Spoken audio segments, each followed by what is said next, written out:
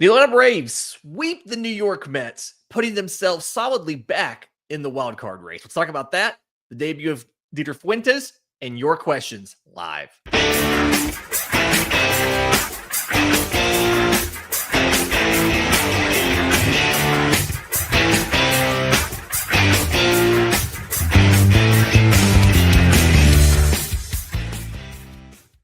Yes, welcome on in to Braves Today for Friday, June 20th. Special live episode as we do every single Friday. I'm your host, Lindsay Crosby. You can follow me on social media at Crosby Baseball. You can follow the show on X, Braves_today. We have a Facebook page and Instagram as well. And you can find all of my written work, bravestoday.com. That's the Braves Today Substack, as this is both a podcast and a newsletter. As we do on Fridays, this is our live show. We are live, as people like to point out in the comments. So if you have questions, drop them in the chat. I'm going to be monitoring the chat. I'll star a couple things and we will make sure we get to your questions in this show. Our friends on audio, we have a lot of audio listeners. About 40% or so of our listens are audio. I will make sure I read those out loud for you guys so that you don't miss anything as well. I want to talk about the debut of Didier Fuentes. I want to talk about Atlanta's place in the wild card now and what they can still do going forward through the rest of this month. But first, we got to talk about last night's win, where Atlanta takes down the Mets 7-1 to secure the sweep of the then first place New York Mets. They were in sole possession of first place entering this series, and they are now tied for first place with the Philadelphia Phillies. The Mets have lost 6 straight games.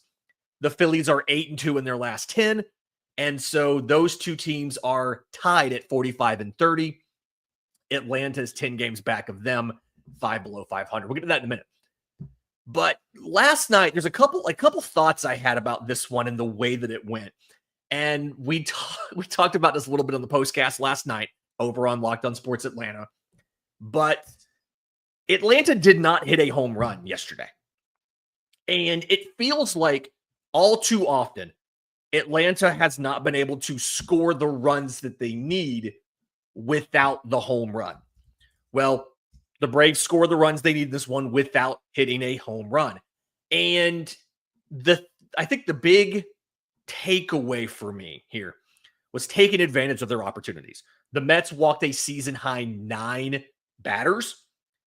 5 of those 9 Braves that walked turned around to score, came around to score because Atlanta was taking care of their opportunities. And the ways that Atlanta scored, some of them were literally gift runs by the Mets. I mean, they walked in 2 runs in the same inning, literally gift runs by the Mets. But outside of that, I mean, like, looking at what happened here, the 5th inning, Ronald leads off with a walk. Alex Verdugo strikes out. Ronald makes it to third on a single to Juan Soto in left. So good base running from Ronald. He gets 2 bases on that. The throw, it was a strong throw from Soto, but Ronald got there. Matt Olson walks to load the bases for Marcell Ozuna. I kind of thought this was going to be a moment like on Tuesday night, where Marcell clears the bases. He strikes out, but then Drake Baldwin walks. They knock Clay Holmes out of the game.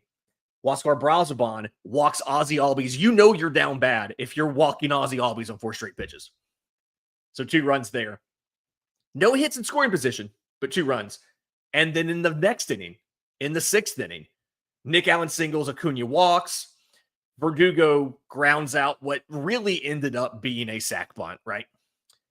Riley walks, which loads the bases, and Matt Olson unloads them with a double to the corner. So he did the Marcell Ozuna thing from the night before. And then Baldwin singled home Olson later in the inning. And Emmanuel makes a great point in the chat, and it's something I've kind of been harping on a little bit in these postcasts that I was doing over on Locked On Sports Atlanta, is the Braves offense was good in this series. They weren't great. They were good, right? They did a lot of the things that they needed to do, right? They got the home runs on Wednesday. They were patient and drew their walks on Thursday, but they got a lot of help from the Mets. You had the two catcher issues in Wednesday's game. You had the base running blunders by the Mets on Tuesday in the extra innings game. You had all the walks yesterday. In the 3 games, Atlanta hit 229. They had a 365 slug, and they won all 3 with almost 6 runs a game. Like, I mean, this is legitimately, like, the Braves won this game. The Mets helped them a lot. And there's 2 ways to look at this, right? Way 1 to look at this, and I see Matt in the chat making a great point. The Braves took advantage of the Mets' mistakes, something they haven't done against other teams this year. That is a great way to look at this, right? Is Atlanta was given chances to score runs, and they took advantage of those chances, okay? Way 1 to look at that. Way 2 to look at that, and these are not mutually exclusive, you can view these both ways, is that the offense is still not completely fixed, right? On Wednesday, they had no hits with runners in scoring position. They were 0 for 6. Now, they won by 5 because Chris Sale pitched 8 2/3 scoreless, and they got a couple home runs, and they got helped out by some defensive issues.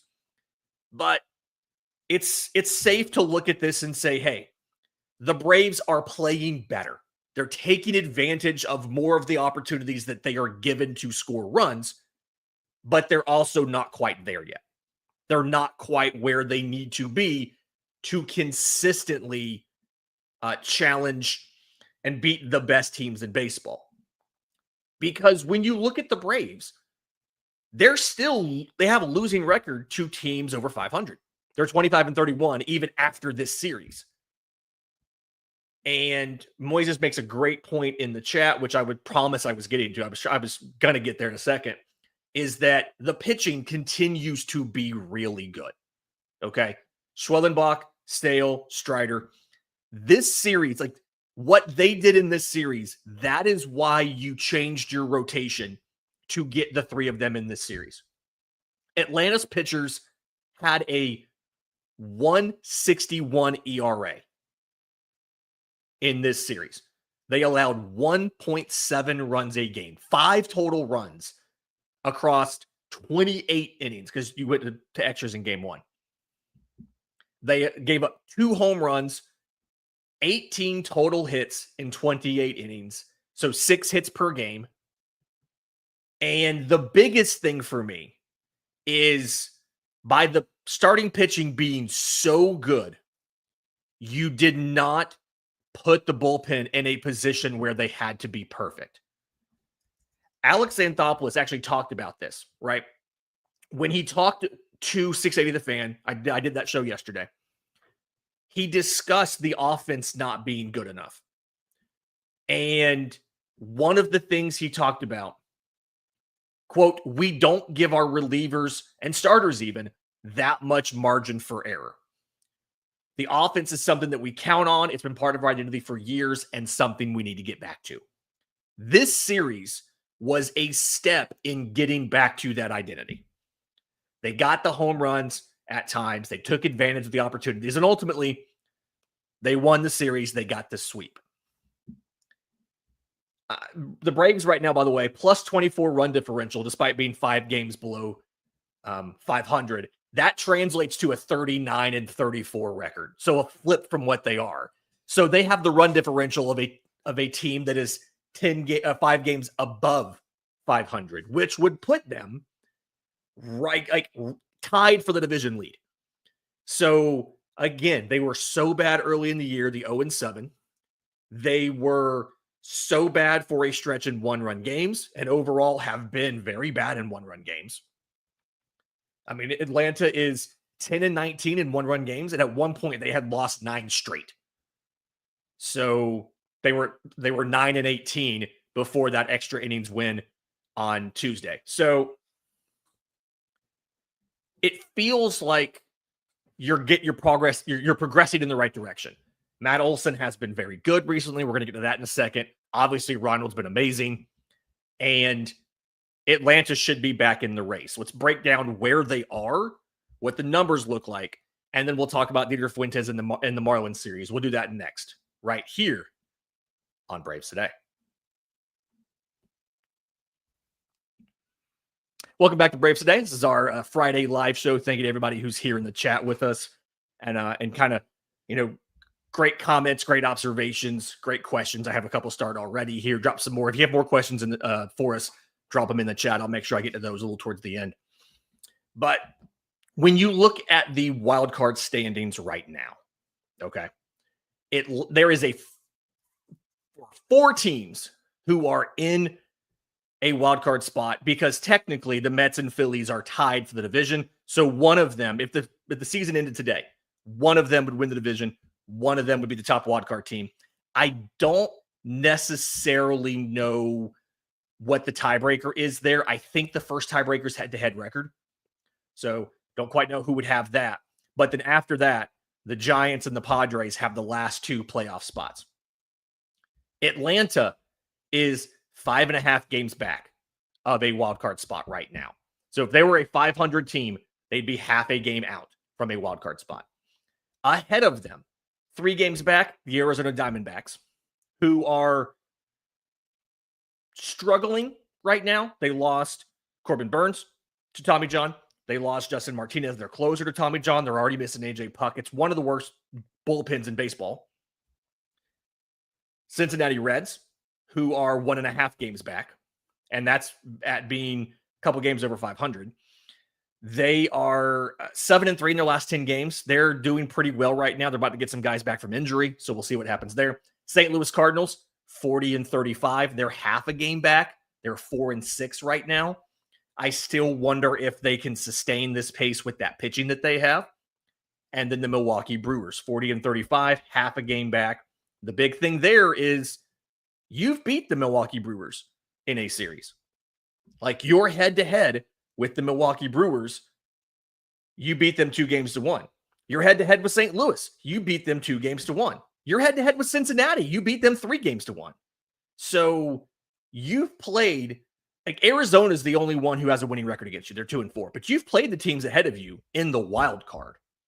Now, Padres and Giants, they're both wild card teams right now, and you are a combined 1-9 against them. You got swept by the Giants, and you went 1-6 against the Padres. So things, obviously, this is not fixed, but this is also a different team right now than it was when you played the Padres all those games. And a lot of that comes back to Ronald Acuna Jr. being back, seeing what Spencer Strider can do. I want to just real quick, Ronald Acuna Jr. has played 24 games. He is 3rd on the Braves in WAR. He is at 1.8 WAR after 24 games. The guys ahead of him, Chris Sale, has 2.5 WAR, and he has pitched 89 in the 3rd innings, the 2.52 ERA. And Matt Olson has 3.2 WAR on 73 games. So Ronald has legitimately been one of the best players in baseball since he returned. I believe he's already like in the top 10 for outfield WAR in the National League, and he's been back for less than a month. But 376 average, 490 on base, 694 slug. It's a 1.185 OPS. 8 home runs, 14 RBI, 19 walks in 24 games, 23 runs scored. It is absolutely ridiculous. There's a question in the chat from Lab. Is it possible Ronald gets MVP votes? At this pace, yes. I mean, he's going to struggle on the counting stat perspective, right? Because he's going to have 50 less games than everybody else. But on all of the rate stats, he legitimately is having a great season. And I think that's going to end up being what will get him votes. Unless he goes nuclear, I don't think he will win, because there will be guys who have, 45 or 50 home runs and 100 RBI and all of those numbers. But Ronald's 162 game pace which obviously he won't do that, right? He's gonna come in 50 games short of that. But his 162 game pace is 54 home runs. And striking out less than once a game. This is, and Emmanuel put this in the chat, and I kind of agree here. His bat is in a lot of ways looking better than 2023. And like he looks perfectly healthy. The plan to not rush him back and to go slow appears to be absolutely the right decision, absolutely working, simply because he hasn't had to take time off. And while he's not running a ton, he has not looked like he's being bothered in any way by the knee. The one area with which he's not doing nearly as well as 2023 is the strikeouts. Ronald's right back. His career number is 22.1%. This year, he is at 22.1%. He is exactly at his career numbers. Now, his career number is so low because he struck out only 11.4% of the time in 2023. If you're one of those people that think that Atlanta hacked PitchCom and knew what was coming, then that doesn't help make the case that that they didn't do that, because he struck out less than 50% of his strikeout rate in any other season of his career. But yeah, Ronald, other than that, I mean, his home run rate, 7.7%, would be a career high. His walk rate, 18.3%, is right up there with the 2020 season for the best mark of his career. Everything that he's doing, his ISO power is at 318, one of the best marks of his career, I think second best mark. Everything he's doing is just phenomenal. And he has a batting average on balls in play of like 444. He's always been in the 300s. Feels like this could step back a little bit, but he should keep raking. And hopefully he keeps raking this weekend, because Atlanta is going to Miami, take on the Marlins. And there's a couple questions here in the chat. I think somebody saw one and somebody else answered it too, about why is Didier Fuentes starting tonight? The main reason Atlanta's doing this, and I know you guys answered this in the chat, but for everybody on audio and everybody else, the reason Atlanta's doing this is so that you can build an extra rest for everybody and stretch it where you get to throw the combination of Strider, Sale, and Schwellenbach against New York again next week. And I've complained about this plenty. I hate the concept of we're going to make you play the same team in 2 consecutive weeks. I hate this concept, right? You make back-to-back starts against the same team because now you're sequencing. Now they're seeing you in essence for a 4th and a 5th and a 6th time. If it's harder to get guys out the 3rd time through the order, it's probably harder to get them through, to get them out the 4th, the 5th, and the 6th time they see you. Think about what Alan Winans did a couple seasons ago. He had an awesome start in New York against the Mets, a revenge game. I'm a big believer in revenge games because that was the organization that had him in their minors, had him as a minor leaguer, I think as a reliever, actually, and wouldn't promote him. Atlanta took him in the Rule 5 draft in the minor league portion, made him a starter. He was really good. But when he came back to Truist Park and faced the Mets again the next week, they absolutely destroyed him. Now, the difference here is Alan Winans stuff is much worse than the Strider stuff, the Schwellenbach stuff, the Sale stuff. But I still have a little bit of concern about the back-to-back appearances here. So that is why you're having Didier Fuentes start tonight. And as far as who he is, I wrote about this in the newsletter this morning. Again, shameless plug, bravetoday.com. Go check that out. But, time out real quick. We have somebody in the chat from Nepal. Hello. I don't know if I've ever had anybody watch my show from Nepal before. So thank you for being here. That's really cool. The thing about Didier Fuentes is on paper, a lot of what he does and his performance doesn't look all that impressive. Okay. And I just think you need to know that he's better than what the stats look like from this year and what the numbers about his fastball and everything are doing this year. Okay. So let's back up a bit. Part of the 2022 international free agency class out of Colombia signed for $75,000, pitchers typically don't get large bonuses in international free agency. The kid we signed this year that throws 103, that's obviously like an exception. But for the most part, pitchers don't get paid very much in international free agency. The hitters are, because the hitters are more projectable and are flashier at that age, right? So he skipped the complex league. He pitched in the Dominican in 22, and then they put him straight in single A in 2023.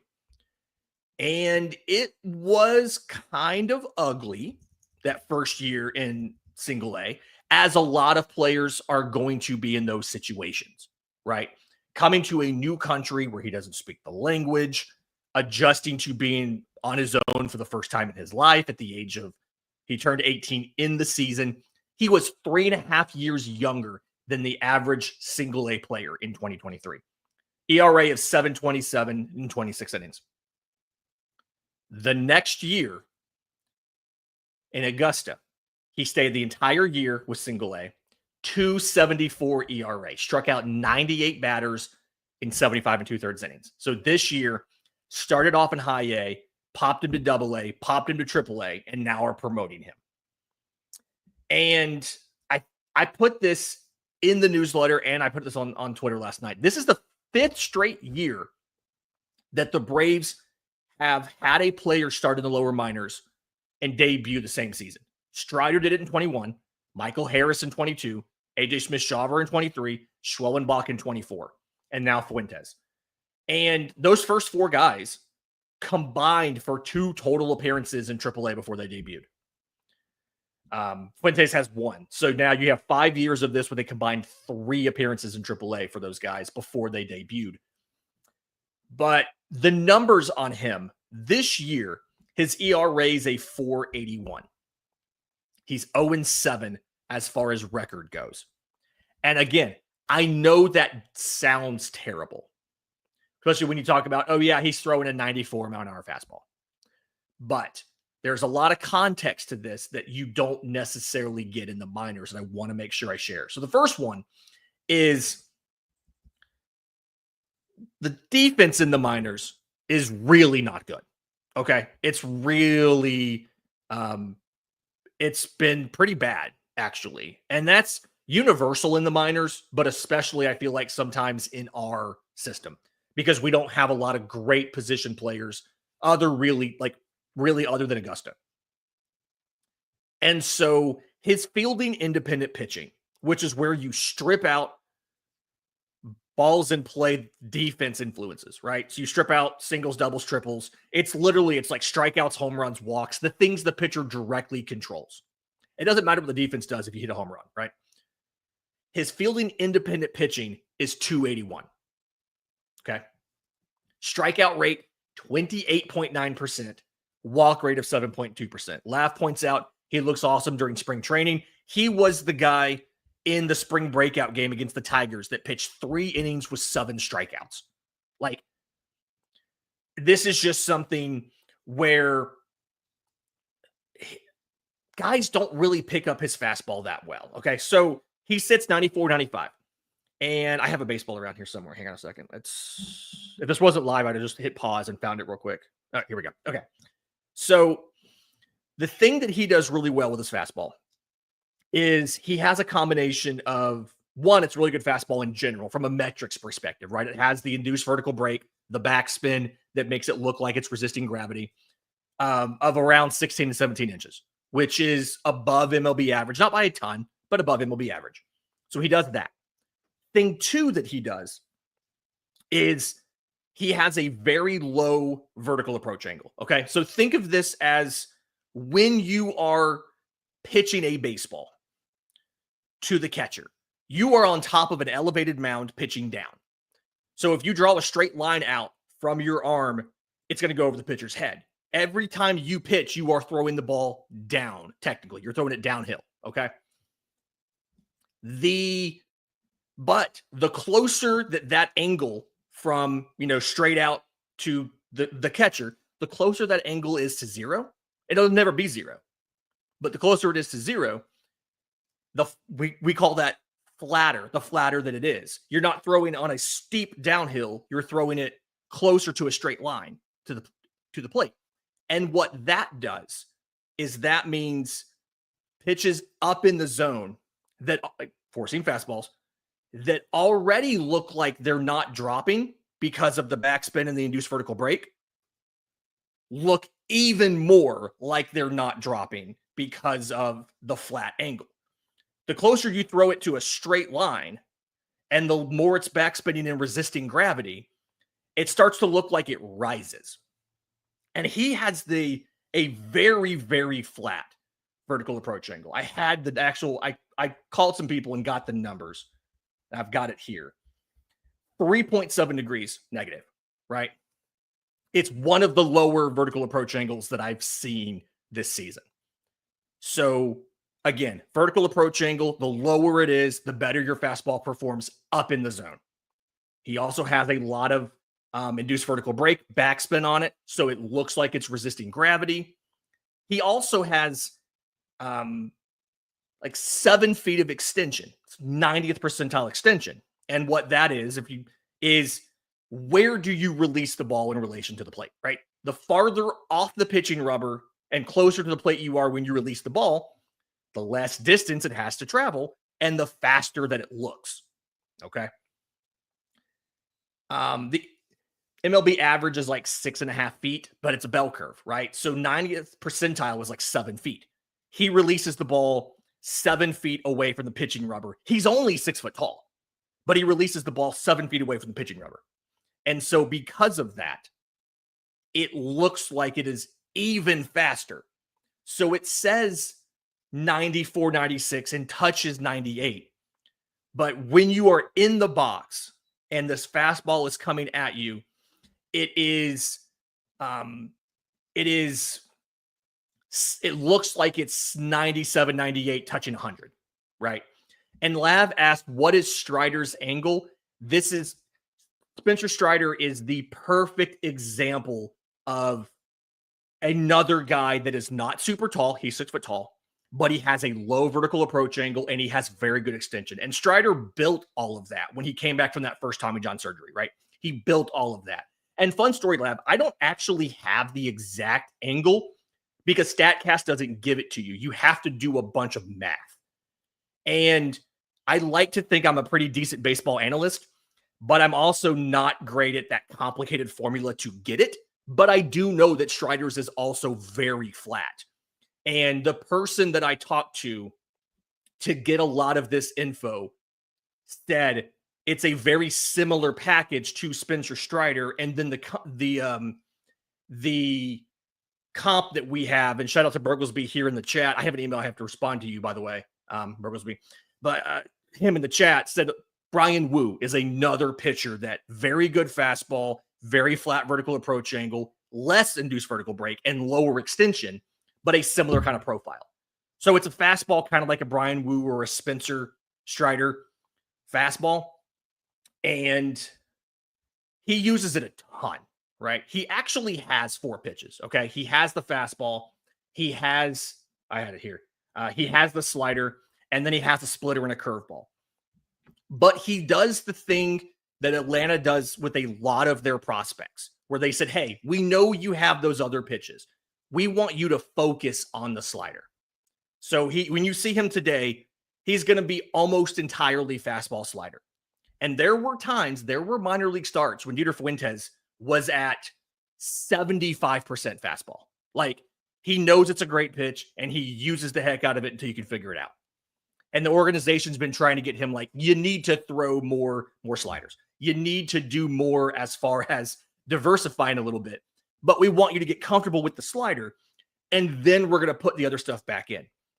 AJ Smith-Shawver is another guy they did this on. They started off with the fastball and the slider, and then they had to bring the changeup back, which became the splitter, which is one of his better pitches now.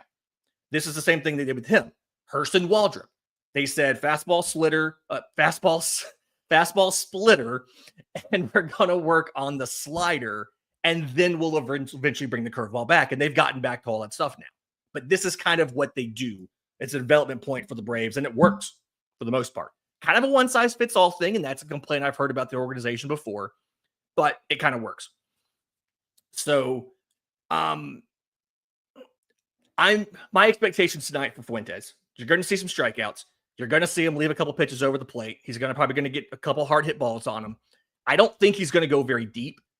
I had pulled it. I think he has gone 6 innings 3 times in his career, and he's done it exactly 1 time this year. But because you've got such deep starts from your other starters over the last week or so, your bullpen can absorb a little bit more today, right? They can probably pitch 4.5 or 5 innings today. Matt's asking who the long man is tonight. We don't technically know. They don't technically have one designated. Ruiz was kind of filling that role. He was DFA'd to make room for Fuentes. I don't think they're going to use Dylan Lee in that role. He has done it in the past. Aaron Bummer's a guy they've used for more than 1 inning. Eniel De Los Santos is a guy they've used for more than 1 inning. Bummer has not pitched since Sunday. So I would expect when Fuentes comes out, Bummer probably pitches the rest of that inning and 1 or 2 more. And then De Los Santos did pitch yesterday. So he's probably not getting multiples. They may ask Pierce Johnson to do one and then come back, like finish an inning and then come back and do 1 more. But they don't necessarily have a designated long man right now. Montero threw 13 last night. Oh, Dylan Dodd. I forgot that Dylan Dodd has not pitched like all week. So Dylan Dodd's probably getting 2 or 3 innings if it comes down to it. Hopefully you have a lead and you don't have to actually throw your best relievers. But that's probably what happens. All right. In just a second, let's talk about some of your questions. I got a couple of them starred. Leave some more in the chat. We'll get to that next right here on Braves Today. Welcome back to Braves Today. Final segment of our live show here on Friday, June 20th. I want to get to your questions. First one here from Moises. Every day listening to the show. Thank you for being here. Do you still think the Braves have no shot at the division? I wouldn't call it no shot, but I think they're in a situation where you need a lot of help at this point, right? Again, right now, the Braves are 10 games back of both the Phillies and the Mets. And it feels like we can count on the Mets to be the Mets, right? We can count on the Mets to do Mets things and screw some stuff up.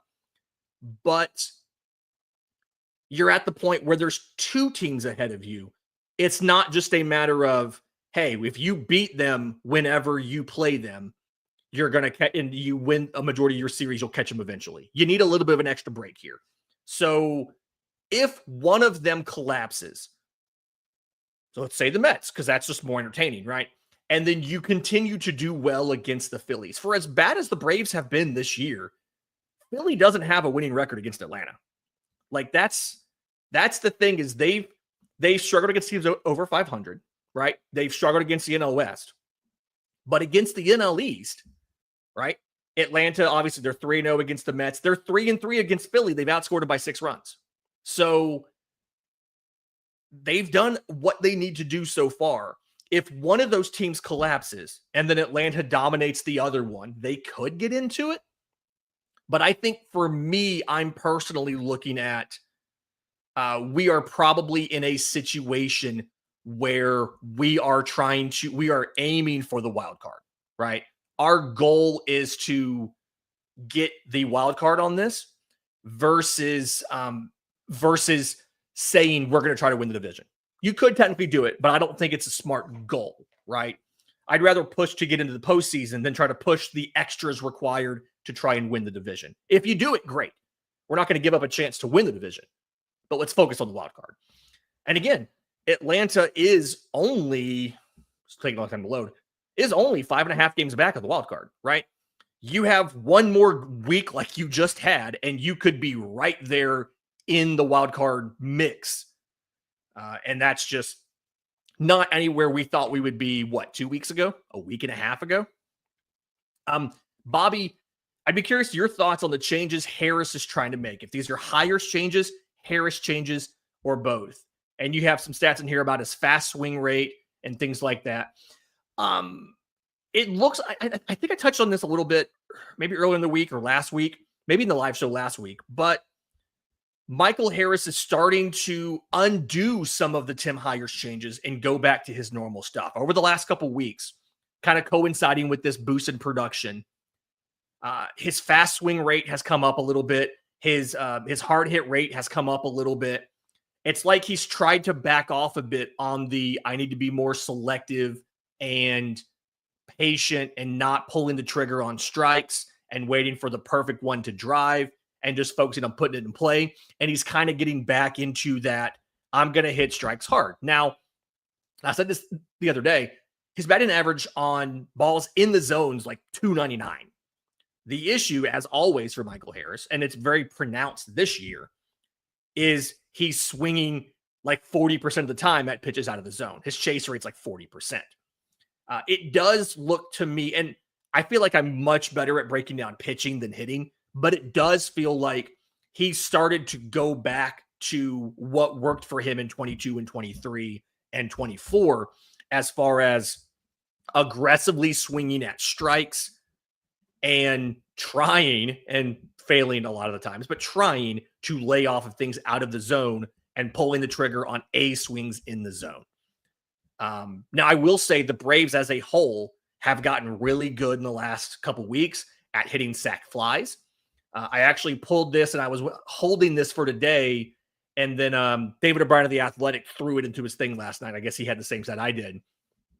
But Atlanta had five sacrifice flies on this homestand, which was nobody in the majors had more than that during that stretch. They only had 12 sac flies on the season entering this game. It's like they've traded the just put the ball in play with runners in scoring position. They've traded that for swing hard, but make sure you make contact. So maybe you're not firing off 100% swing, but rather than going 75% and trying to get it in play, they're going 90% and just making sure they hit it deep enough where the run can come in. So the whole team has kind of tried to find a happy medium between where Tim Hires wants them to be and where they were with Kevin Seitzer. And I think it's starting to work. But again, they're still not, the offense is still not where it needs to be, but it's better. It's been better in this homestand. Even against the Mets, a much better team than the Rockies. So they're getting there. I hope that answers the question. He's kind of in the middle, but he's started to trend more away from the pure Tim Hires thing and into the nice middle ground on that. Okay, next question was from Timothy Harris. There's a couple of years in here. How do you feel about J.R. Ritchie and Drew Hackenberg? I like them both. I'm fans of both of those guys. I do think that Hackenberg has struggled more than I expected him to in Double-A. Happens sometimes with pitchers. I'm not long-term. I'm still confident in both of these guys. I probably have second half of next year ETAs on both of them. Although we've seen what Atlanta can shoot a guy through if he's doing really well. But I still believe that both of them can be major league starters. I think my ceiling's been lowered a little bit on Hackenberg. Maybe that's just from watching him struggle in Columbus a bit. But I feel like I'm kind of seeing him now as more of a 4 or a 5 versus the ceiling of being a 3. But I still think both of them can be major league regulars. I've talked about this before. I think Hackenberg, he's a guy that I love, right? He throws multiple fastballs. He's kind of the platonic ideal of a sinker slider guy, right? Because he can get a lot of ground balls and let you put balls in play and let the defense work. Nick Allen's been a beast at shortstop. I officially no longer want to replace Nick Allen. I love his defense too much. But he has the swing and miss where he can get whiffs and things like that. I just don't necessarily think that it's always worked right. He doesn't always necessarily know when to do each one. So maybe a little bit better sequencing, a little bit better feel for professional hitters versus college hitters. I do think he has the potential to be a major leaguer. I think he's going to be a back end 4 or 5, a guy who your goal is, hey, go out there, 8 innings, give me 5 or 6 innings, 3 runs. We just want to be in the game when you're done. Probably next year, again, barring emergencies. I think there's a couple guys ahead of him on the list, but I am still believing that he's a major leaguer. I think J.R. Ritchie's still a Number 3, maybe upside of a number 2. I just need to see more of him. I haven't seen enough of him after the Tommy John to know for sure. Moises, can Atlanta bring back Charlie Morton for the bullpen and serve as a long relief option? If the Orioles made him available, I would not be opposed to making the deal, provided that you have enough. Like, Atlanta needs rotation depth, right? I mean, you look at this Fuentes thing. They had to call up somebody to make his debut because you've had injuries, you've had poor performances. Herson Waldrop's in the middle of a mechanics change. He's not an option. You've lost AJ Smith-Shawver. Renato Lopez is out. You need more depth. I'm not opposed to Charlie Morton being that depth. I don't think if Atlanta went and got him, that their default would be to throw him in the bullpen automatically. That's what I worry about. I worry Snit would want to use him as a starter. But I'm not opposed to Morton coming back. He was dreadful to start the year. Since then, he's been pretty good. And so it looks like whatever issues were affecting him early, I'm trying to get the stats real quick on it. Looks like whatever issues were affecting him early, he has gotten past them, and he is playing much better. Kind of pull this up real quick. Where was it here? All right. So when they moved him to the pen, which was late April, Charlie Morton was 0-5 with a 10.89 ERA. Okay. They moved him to the pen. He got some stuff fixed. And then from about mid-May through now, Charlie Morton has pitched to a 2.29 ERA in 8 appearances. The team is 5-3 in those games. He is 4-0. So he's 4-0 with a 2.29 ERA since the beginning of May. Feels like whatever issue was going on, he's fixed it. His ERA is lowered to 5.64 in the year, which isn't great. But again, the sample size, he's been really good recently. So not opposed in any way to potentially bringing him back in a trade for depth. I just don't want to count on him down the stretch or in the postseason if Atlanta makes it, right? My guy, Emmanuel Fuentes here, long lost cousin of Didier Fuentes. Do you think choosing Didier for the start can be in any way showing him off to get some interest for the possibility of him being a trade chip? I mean, maybe. This is a situation with the proliferation of data and how all of this stuff works in the minors. Teams already know about him. Like, people are aware of him. I think it's more of whenever I see them shoot a guy like this, think about the list of guys I gave you. Michael Harris looked to be, I mean, he batted 300 his first year. Like, okay, that dude, great defender, major leaguer. Schwellenbach has not gone back down, looks fantastic. Strider, one of the best pitchers in baseball. AJ Smith-Shawver took him a little bit to get there, dealt with some injuries, but this year he looked like a dog before he got hurt, right? So part of me thinks they're like, is it possible that some team sees him shove tonight in Miami and wants to overpay for him? Probably, but they're probably doing this because they believe in him and they think that he could be something special. And like, if not everybody that they've rushed up has done that. Herson Waldrop came up for 2 starts last year and was dreadful, and they sent him back down. He wasn't ready. That was more of an emergency thing. They just needed a guy more so than it was anything about him specifically. Vaughn Grissom, they kind of rushed him up, and he hit that home run in Boston. His first home run was in Boston, and then never really was as good as that one moment. But definitely a situation like they could be trying to showcase him, but I think this is just they really like him. And Berglesby makes a great point, which is where I was going next on this, is if you also have a guy that has a lot of helium, which is what the prospect apparatus calls it, you have a guy with a lot of helium, and he's playing against lesser competition, it could be detrimental to bring him up to the majors and then him struggle, right? If he goes out to the Marlins and the Marlins knock him around for 8 runs in 2 innings, then it's a little bit harder now for a team to justify to their fans going out and getting that guy. Again, the teams, I don't think are going to care. The teams have the data. The teams know what he's doing. But it's going to be a harder sell to the fans. Hey, that guy that Miami just shelled for 8 runs, we're going to trade for him. Like, see what I'm saying? So I like that they're bringing him up. I think it's more so they believe in him and less that they want to showcase him for a trade. All right, Surge 6. Is the catcher split playtime still the way to go with Baldwin cooling off? Drake Baldwin's at-bats are still good, But you're right, the actual production has backed off. And this was something it was always going to, right? He was overperforming a lot of his inputs, not by a ton. This is sustainable. He is a very good hitter. But I do think that he's not a bad defender. I do think that Sean Murphy is a better defender, and that's just because I think Sean Murphy's one of the best defenders in baseball. So maybe it is time to get a little bit more of an even distribution.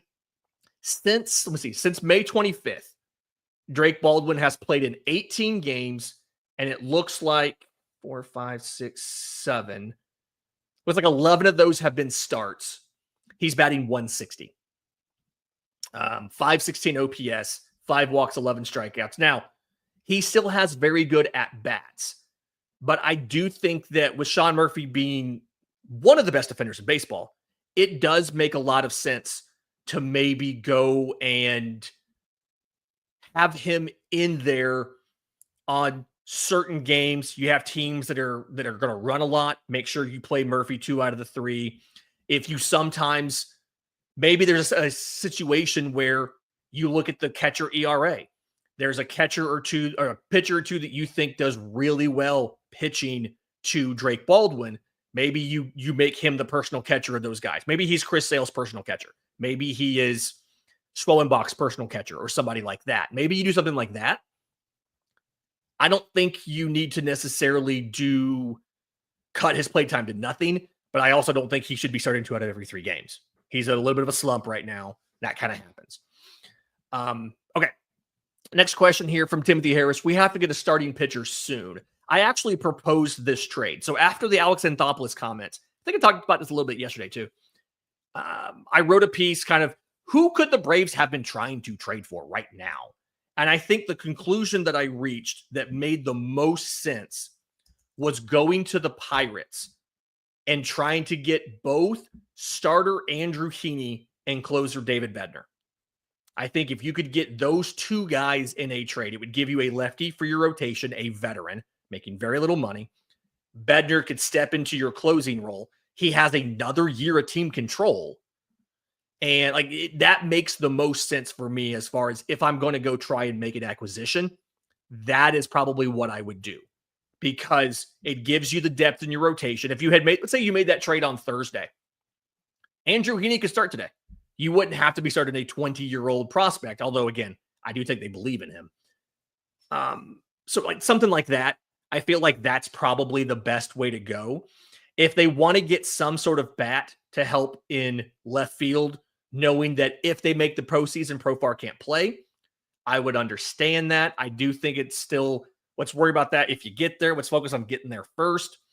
And for everybody who wants a shortstop, there's just not an offensive shortstop available. There's not. I mean, maybe at the deadline, if the Blue Jays are out of it, Bo Bichette will come free. But right now, there is not an offensive shortstop available. The only shortstop on any of those teams that are already out of it that could potentially get moved is Isaiah Kiner-Falefa of the Pirates. And he's not that much better of a hitter, and he's significantly worse as a defender. So at this point, I'm kind of in the boat of just, roll with Nick Allen. If you fix Michael Harris, I don't think you care what Nick Allen does offensively at the 9 spot if Michael Harris is hitting in front of him, right? Okay, final question in here that I have. Somebody, and actually Jeffrey, shout out Jeffrey, you're asking somebody else, not me, but opinion on the ABS system as a possibility for next year. I absolutely think that we need to get on the ABS system, the ABS challenge system, right? So automated balls and strikes, but not where it calls every ball and strike in the earpiece, but rather the challenge system. We saw it in spring training. The pitcher, the catcher, or the batter within 2 or 3 seconds can tap their helmet or their hat, whatever, and they put the replay on the board to show you were you right or not. I was watching the Dodgers game last night after the Braves game finished, and Yoshinobu Yamamoto came 1 strike away from an immaculate inning, and he threw a fastball that was almost right down the middle. It was a little bit above the middle, but it was so close. And they called it a ball, and nobody understood. I pulled up both feeds. Neither broadcasting team understood. The batter started walking to like he was out. Nobody knew how that was a ball. And if you had the ABS system, they'd have been able to fix it. And there's so many times recently, it's not been the reason that the Braves lost or the reason the Braves rally died, but they've had a bad call on a borderline pitch that has taken the bat out of Marcell Ozuna's hands or taken the bat out of Matt Olson's hands.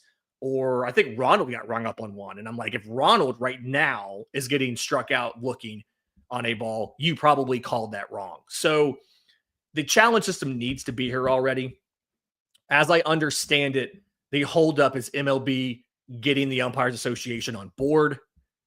At a certain point, I think they just need to do it.